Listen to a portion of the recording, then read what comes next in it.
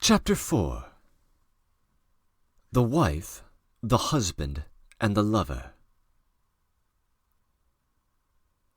He slept very soundly and woke up at 9:30. He remembered everything instantly, sat down on his bed, and began at once thinking of that woman's death.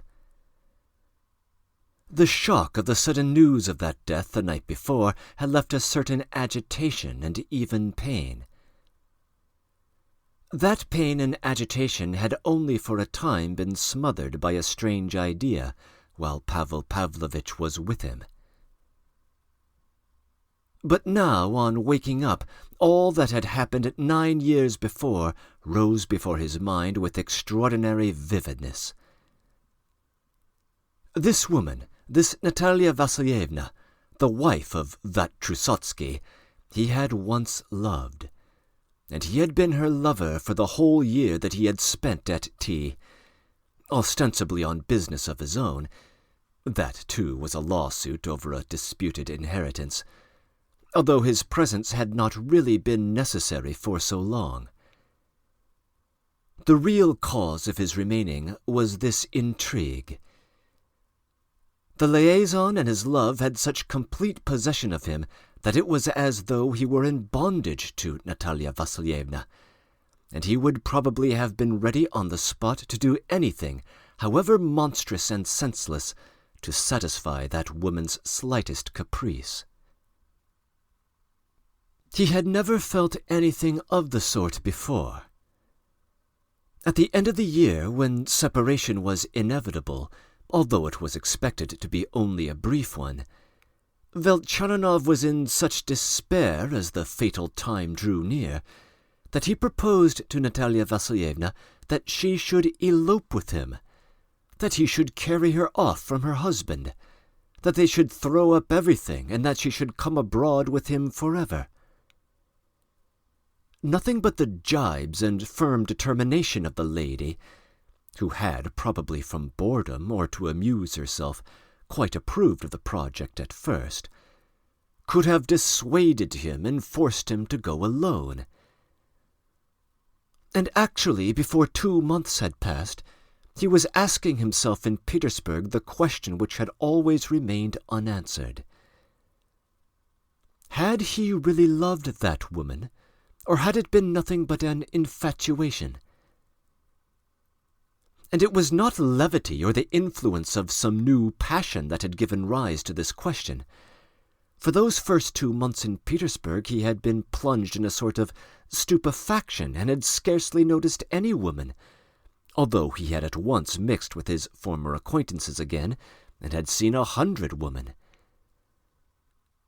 At the same time he knew that if he were transported that moment to T, he would promptly fall under the yoke of that woman's fascination again, in spite of any questions.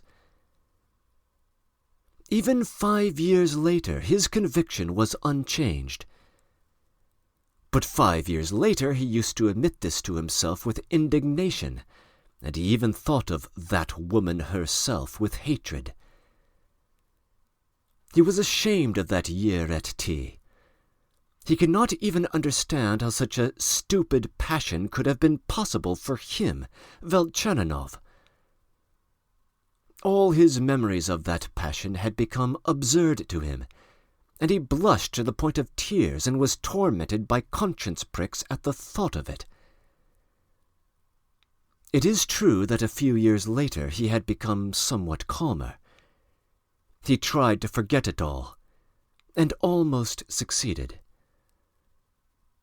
And now, all at once, 9 years afterwards, all this had so suddenly and strangely risen up before him again, after hearing that night of the death of Natalia Vasilievna.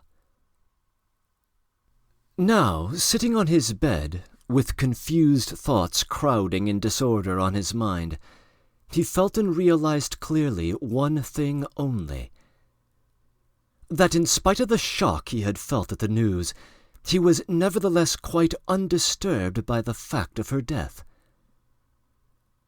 "Can it be that I have no feeling for her?" he asked himself.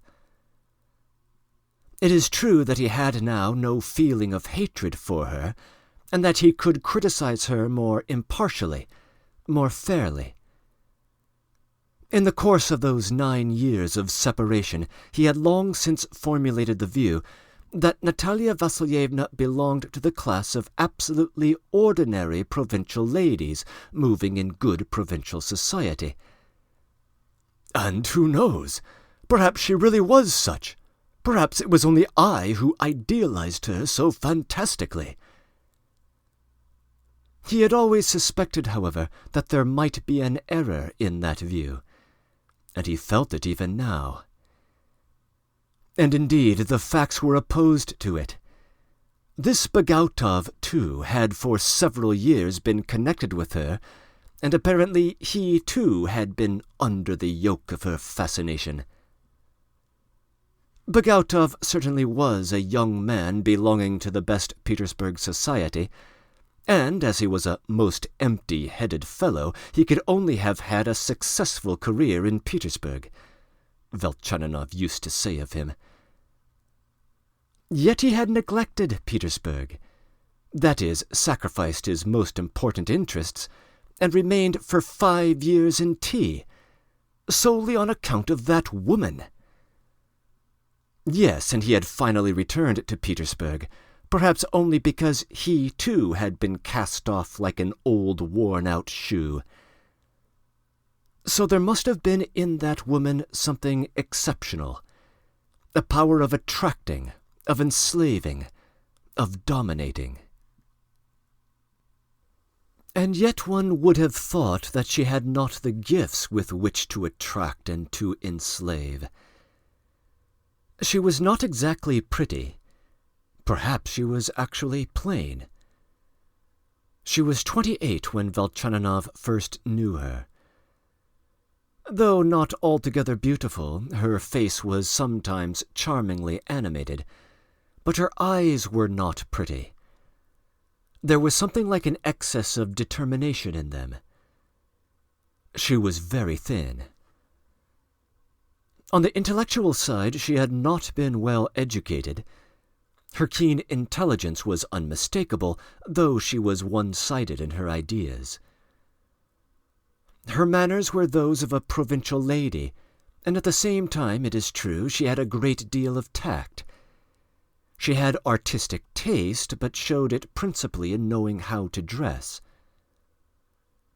In character, she was resolute and domineering. She could never make up her mind to compromise in anything. It was all or nothing. In difficult positions, her firmness and stoicism were amazing. She was capable of generosity, and at the same time would be utterly unjust. To argue with that lady was impossible. 2 × 2 makes 4 meant nothing to her.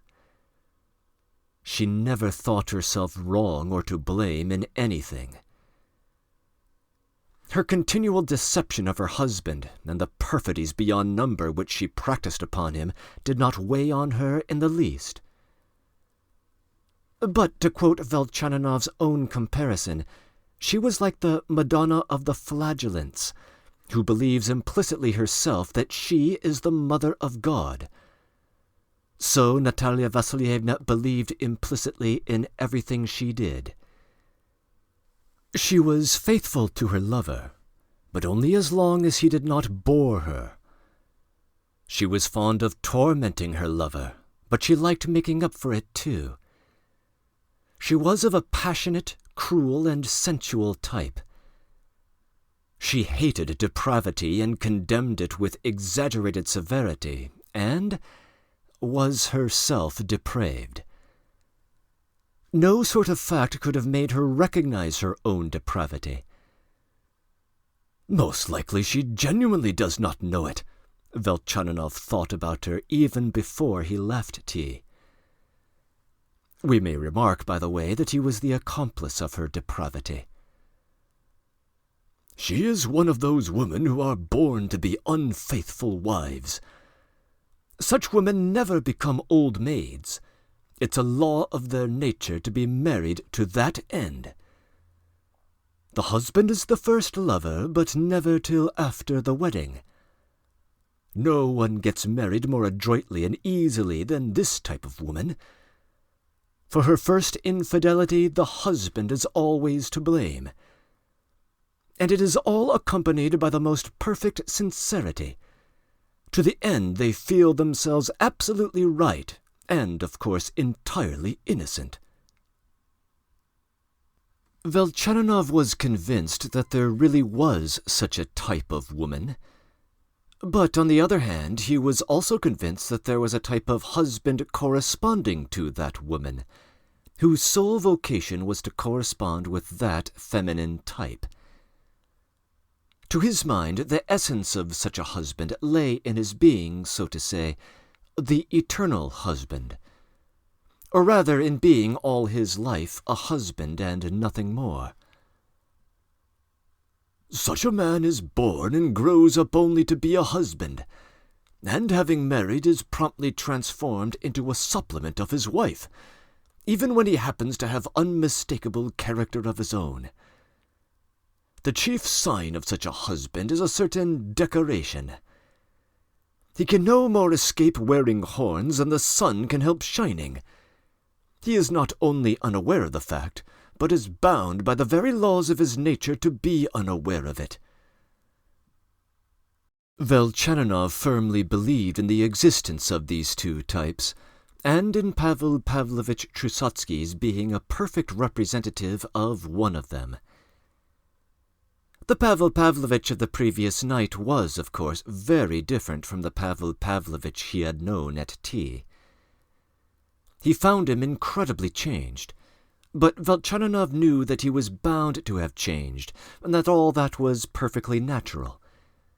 Trusotsky could only, as long as his wife was alive, have remained all that he used to be. But, as it was, he was only a fraction of a whole, suddenly cut off and set free. That is something wonderful and unique. As for the Pavel Pavlovitch of the past at tea, this is how Velchaninoff remembered him and recalled him now. Of course, at tea, Pavel Pavlovitch had been simply a husband, and nothing more. If he were, for instance, an official in the service as well, it was solely because such a position was one of the obligations of his married life. He was in the service for the sake of his wife and her social position in tea, though he was in himself zealous in his duties. He was 35 then and was possessed of some little fortune. He showed no special ability in his department, and showed no special lack of it either. He used to mix with all the best people in the province, and was said to be on an excellent footing with them. Natalia Vasilyevna was deeply respected in tea.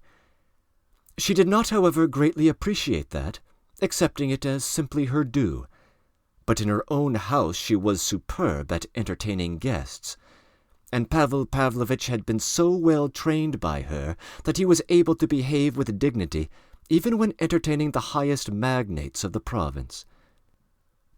Perhaps, it seemed to Velchaninoff, he had intelligence too, but as Natalia Vasilyevna did not like her spouse to talk too much, his intelligence was not very noticeable. Perhaps he had many natural good qualities as well as bad ones, but his good qualities were kept under a shade, as it were, and his evil propensities were almost completely stifled.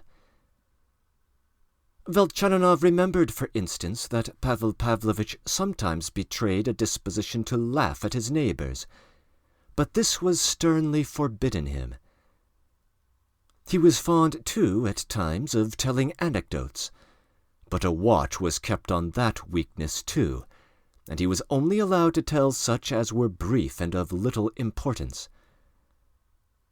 He had a weakness for a festive glass outside the house, and was even capable of drinking too much with a friend. But this failing had been severely nipped in the bud. And it is noteworthy that no outside observer would have said that Pavel Pavlovitch was a hen-pecked husband. Natalia Vasilievna seemed an absolutely obedient wife, and most likely believed herself to be one. It was possible that Pavel Pavlovitch loved Natalia Vasilievna passionately, but no one noticed it, and indeed it was impossible to notice it, and this reserve was probably due to her domestic discipline. Several times during his life at T, Velchaninoff had asked himself whether the husband had any suspicion at all of his wife's intrigue. Several times he questioned Natalia Vasilievna seriously about it, and always received the answer, uttered with a certain annoyance, that her husband knew nothing and never could know anything about it, and that it was no concern of his. Another characteristic of hers was that she never laughed at Pavel Pavlovitch, and did not consider him absurd or very plain, and would indeed have taken his part very warmly if anyone had dared to show him incivility. Having no children, she was naturally bound to become a society woman, but her home life, too, was essential to her. Social pleasures never had complete sway of her, and at home she was very fond of needlework and looking after the house. Pavel Pavlovitch had recalled that night the evenings they had spent in reading. It happened that sometimes Velchaninoff read aloud, and sometimes Pavel Pavlovitch. To Velchaninov's surprise, he read aloud excellently.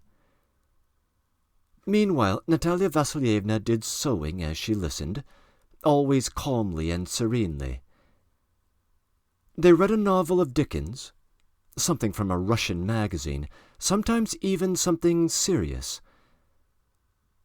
Natalia Vasilievna highly appreciated Velchaninov's culture, but appreciated it in silence, as something final and established, of which there was no need to talk. Altogether, her attitude to everything intellectual and literary was rather one of indifference, as to something irrelevant, though perhaps useful. Pavel Pavlovitch sometimes showed considerable warmth on the subject. The liaison at tea was broken suddenly when, on Velchaninov's side, it had reached its zenith, that is, almost the point of madness. In reality, he was abruptly dismissed, though it was also arranged that he went away without grasping that he had been cast off like a worthless old shoe. 6 weeks before his departure, a young artillery officer who had just finished at the training college arrived in T, and took to visiting the Trusotskys.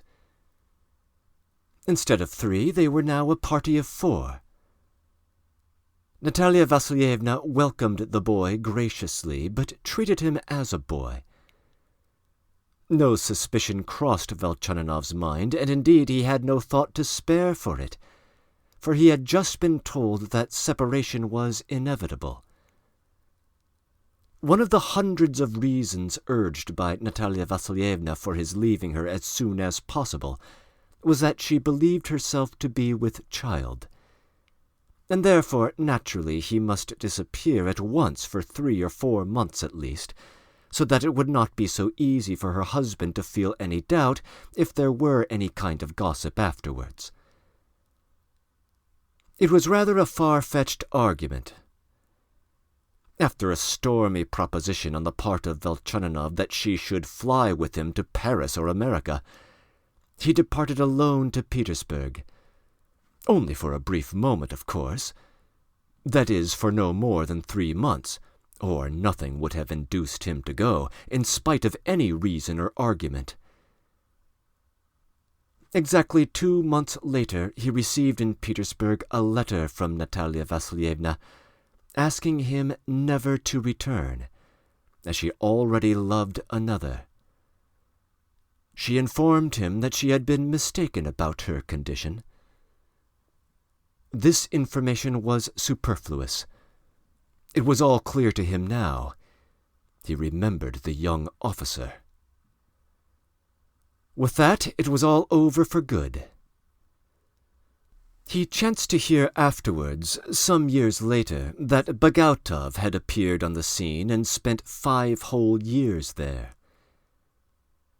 He explained the disproportionate duration of that affair partly by the fact that Natalia Vasilievna by now was a good deal older, and so more constant in her attachments. He remained sitting on his bed for nearly an hour. At last he roused himself, rang for Mavra to bring his coffee, drank it hastily, and at 11 o'clock set out to look for the Pokrovsky Hotel. In going there he had a special idea which had only come to him in the morning. He felt somewhat ashamed of his behavior to Pavel Pavlovitch the night before, and now he wanted to efface the impression. The whole fantastic business with the door-handle the night before he now put down to chance, to the tipsy condition of Pavel Pavlovitch, and perhaps to something else. But he did not really know exactly why he was going now to form new relations with the former husband, when everything had so naturally and of its own accord ended between them. Something attracted him. He had received a peculiar impression, and he was attracted in consequence of it.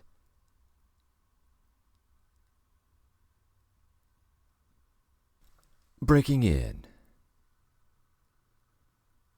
One small but significant detail of this chapter requires some attention. When Velchaninoff conceptualizes Pavel Pavlovitch as the eternal husband, he notes that, quote, "The chief sign of such a husband is a certain decoration," unquote. What he is referring to there is the cuckold's horns, a notion which traces at least as far back as the medieval period. The history here is not terribly important, but the image of a husband wearing cuckold's horns is supposed to represent the shame of being unable to control the sexual interests of a wayward wife. This idea will be relevant later on in the narrative. End of comments.